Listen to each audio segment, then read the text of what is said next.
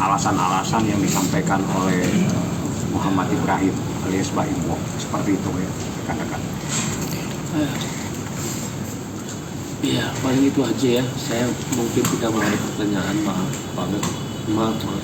Karena akan kemana-mana lagi nantinya. Saya juga tidak benci dengan semua orang yang sudah bilang sama saya apapun itu, even teman baik saya sendiri. Karena cerita dia adalah cerita dia. Tapi cerita saya, insya Allah saya bisa mempertanggungjawabkan semua. Dan saya yakin apapun yang terjadi ke depannya, saya sama pengacara saya itu sudah siap apa yang terjadi. Ya, paling itu aja. Punten banget, saya nggak akan ada pertanyaan. Saya tahu kemana-mana. Sekali lagi maaf buat semua wartawan. Ya, udah itu aja sih. Bang, tapi masih tinggal satu rumah nggak bang? Tidak bisa. Anak-anak Sudah bisa rumah? Mas Baim, Mungkin masih nggak tahu kah? anak-anak seperti apa? Sebenarnya kalian tinggal lihat anak-anaknya sih. Saya itu orangnya tidak pernah berpura-pura dalam apapun ya. Ini nggak pernah sama sekali. Jadi tinggal lihat anaknya aja. Kalau saya kan kalau bicara sekarang gini takutnya nanti rame lagi, apalagi dibuat apa, makanya saya takut bukan. Makanya anak sering dibawa kerja sih. Iya, oh ada satu lagi waktu kemarin ada rame umroh nggak bilang. Iya. Saya tuh kadang-kadang mulut saya itu udah mau ngomong, cuma saya takut salah. Cuma saya juga bukan orang yang tidak mau dibilang klarifikasi, Pak. Ada konsepnya yang sebelumnya bilang, maka dari itu bilang umroh ke tempat-tempat yang kemarin. Kalau yang kemarin ya, buat saya ketika dia bilang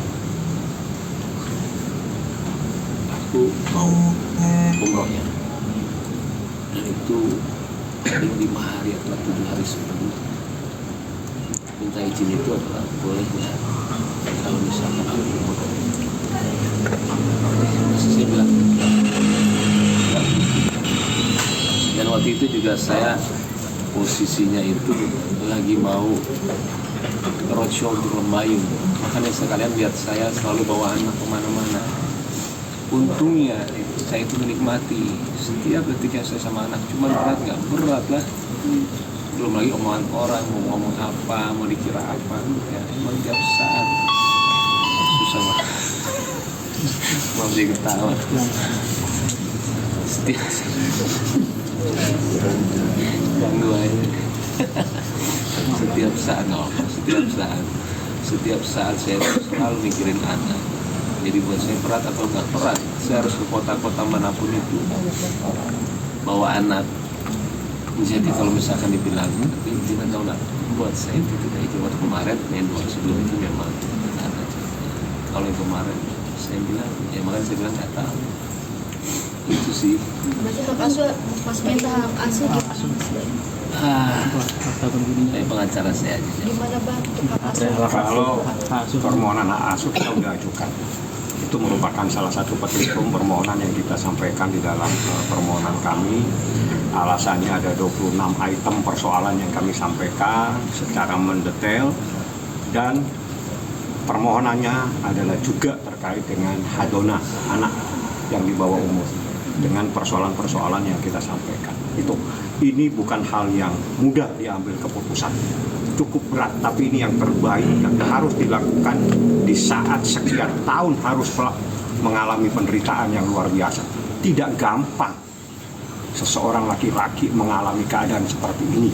1 tahun bukan waktu yang cepat, lama sekali dia harus menderita.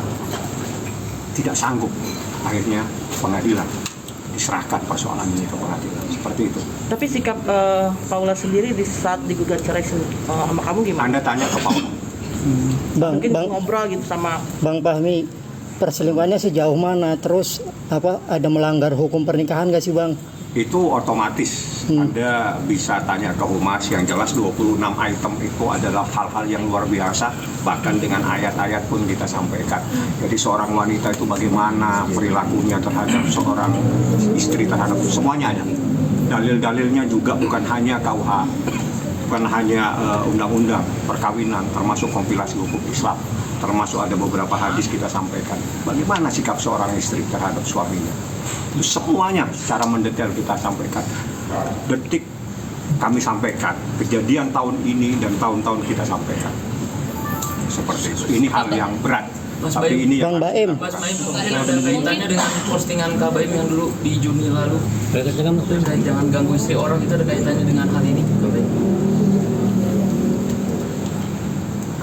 Jujur, Iya, jujur lebih baik mas. saya yang tahu masalahnya dan keluarga yang tahu masalahnya. Kadang-kadang suka sakit hati melihat postingannya.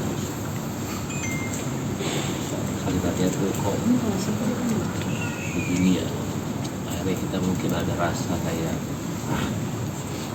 tapi lama-lama sekali dua kali posting saya takutnya jadi seperti ini. Saya mute semuanya. Dan saya ya di TikTok juga saya, jadi setelah kejadian yang itu saya nggak pernah lihat postingan dia semuanya, yang buat saya tenang. Takutnya saya ada dendam karena yang tahu kejadian sebenarnya kan kita juga. Saya tidak bilang dia apa cuma dia nanti aja. Ada permohonan maaf gak dari pria ini? Ada permohonan maaf dari laki-laki ini nggak mas? Atau sama dari Paula juga? Dari artis atau pengusaha atau apa kak?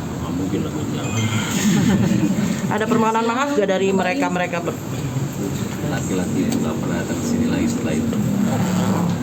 Pembelaannya apa Bang Paula ketika ketahuan? Saya tanya Paula aja. Kalau dari laki-laki Enggak, itu, Mbak. Bang, ada pembelaannya atau klarifikasi? tanya ke Paula, tanya siapa dia, tanya yang bersangkutan.